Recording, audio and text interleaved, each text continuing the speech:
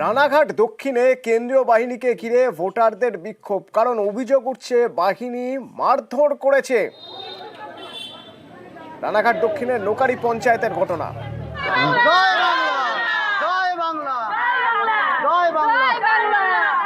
এরপর এখানে তৃণমূল প্রার্থী মুকুটমণি অধিকারী পৌঁছন। मारने का अधिकार नहीं है, कोई मारने का अधिकार नहीं है। हम लोग को मारने के लिए আমাদেরকে মারবে এমন পরিস্থিতি করেছিল ওখানে। আপনারা চলে গেল হাতাও হাতাও আমাদেরকে বলছে।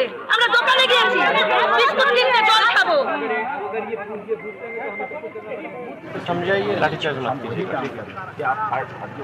রঞ্জিত রয়েছে প্রতিনিধি আমার সঙ্গে ফোনে। রঞ্জিত, কি অভিযোগ উঠছে কেন্দ্রীয় বাহিনীর বিরুদ্ধে? বাহিনী তো তার কাজ করছে, তো সেক্ষেত্রে কোনো জায়গায় কোনো এমন কিছু ঘটনা ঘটলো যার জন্য বাহিনীকে ঘিরে বিক্ষোভ দেখাতে শুরু করলেন সবাই?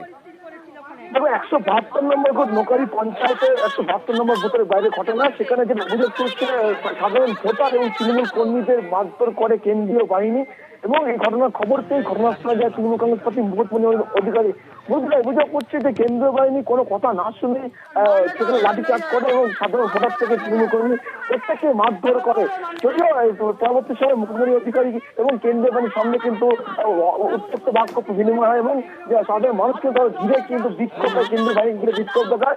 কিন্তু পরবর্তী সময় কেন্দ্রীয় বাহিনীকে তাদের মুকুটমণি অধিকারী তাদেরকে জানান, আবেদন করেন যাতে মানুষকে যাতে ব্যবস্থা করা না হয়। এবং মুকুটমণি অধিকারী কিন্তু একই অভিযোগ করছেন, সকালে কিন্তু অভিযোগ বাহিনীর বিরুদ্ধে বাহিনী কিন্তু ঠিকঠাক কাজ করছে না এবং সেখানে অনেককে ভূতে ঢুকতে দিচ্ছে না, এমনকি তাকেও ভূতে হওয়া যাবে এমনকি অভিযোগ করেন মুকুটমণি অধিকারী। ধন্যবাদ রঞ্জিত। এরপর ঘটনাস্থলে যান মুকুটমণি অধিকারী, তৃণমূল প্রার্থী, এবং সেখানে গিয়ে তিনি ভোটারদের বোঝান। যে ভাই তৃণমূল কংগ্রেস করলে মেশিন ফেশিন নিয়ে আমরা রাত্রিবেলা গিয়ে মারবো। করোনা বাবা, এগুলো করোনা বাবা।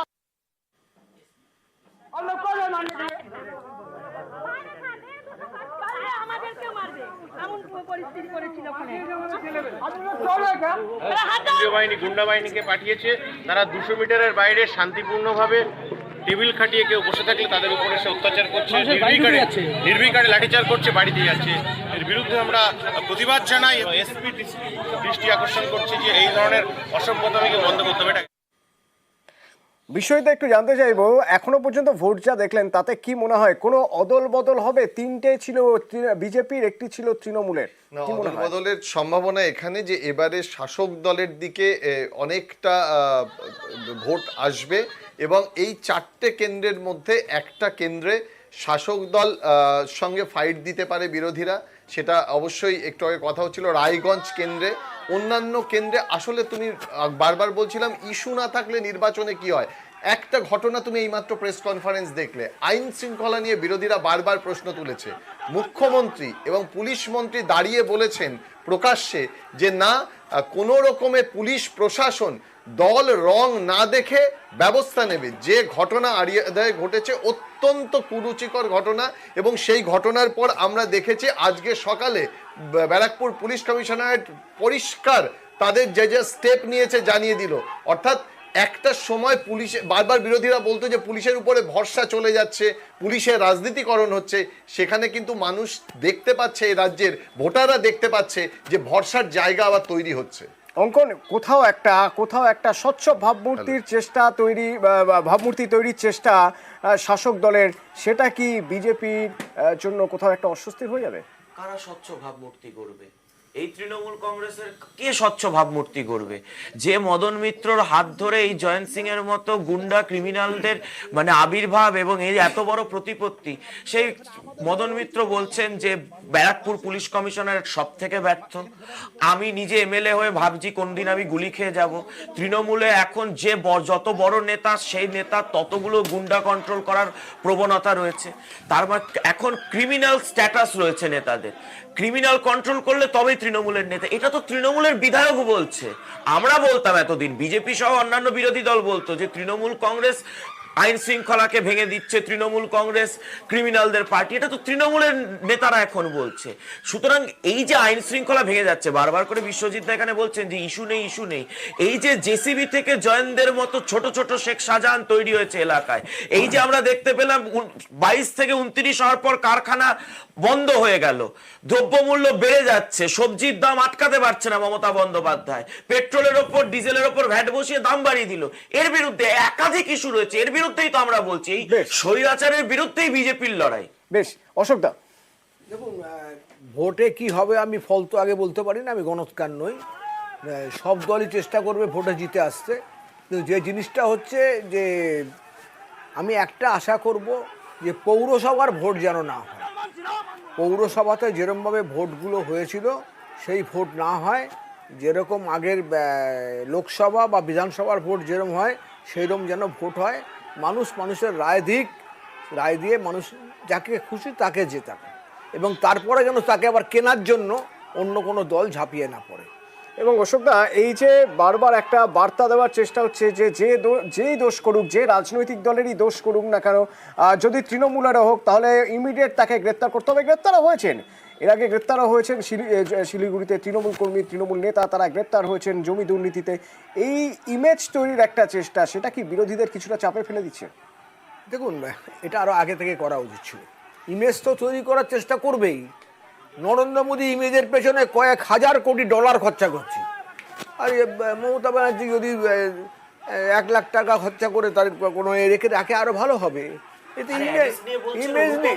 তৃণমূল কাউন্সিলর খুনের পর যারা অভিযুক্তরা অ্যারেস্ট হয়েছিল 5 মাসের মধ্যে সবাই ছাড়া পড়ে গেছিল। হ্যাঁ, এবার বলুন। শায়নদীপ, একই প্রশ্ন বর্তমানে। ভোটের রেজাল্ট অদল বদল হবে কিনা আপনি জিজ্ঞাসা করছিলেন। কি হবে? অদল বদল হয়ে জয়ন্ত সিংরা তৃণমূল থেকে বিজেপিতে যাবে, বিজেপি থেকে নয় তৃণমূলে আসবে।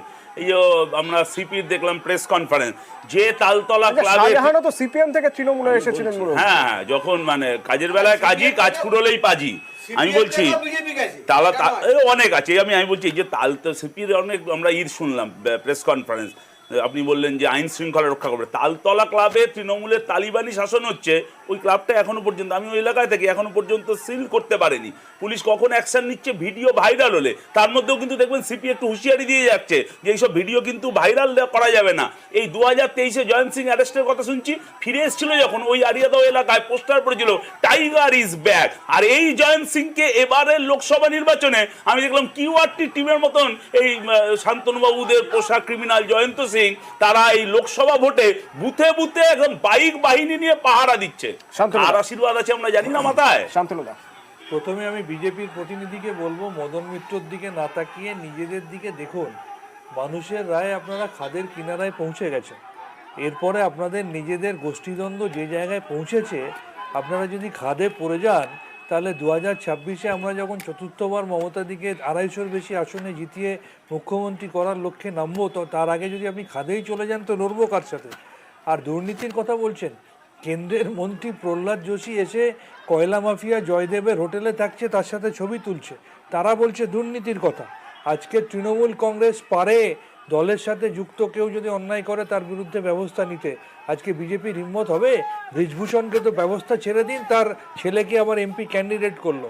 ধর্মেন্দ্র প্রধান, যার হাত ধরে এই শতাব্দীর সবথেকে বড় শিক্ষা দুর্নীতি হলো, তার বিরুদ্ধে পদক্ষেপ নেওয়ার হিম্মত আছে? দ্রব্যমূল্য বৃদ্ধির কথা আপনারা বলছেন, আজকে পেট্রোল ডিজেলের দাম যখন ক্রুড অয়েল আন্তর্জাতিক বাজারে দাম কম থাকে তখন আপনারা দাম বাড়ান।